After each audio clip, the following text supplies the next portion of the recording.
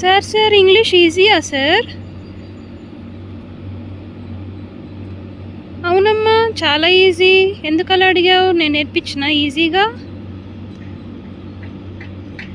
Sir అయితే నేను ఒక క్వశ్చన్ అడుగుతాను సార్, దానికి చెప్పండి సార్. అది ఈజీగా కాదో మీరే చెప్పండి తర్వాత, ఓకేనా? ఓకే, అడగండి అమ్మా. మీరు ఎస్ఆర్నో మాత్రమే ఫిలప్ చేయాలి సార్. ఒక స్టేట్మెంట్ ఇస్తాను. Dash I don't have brain.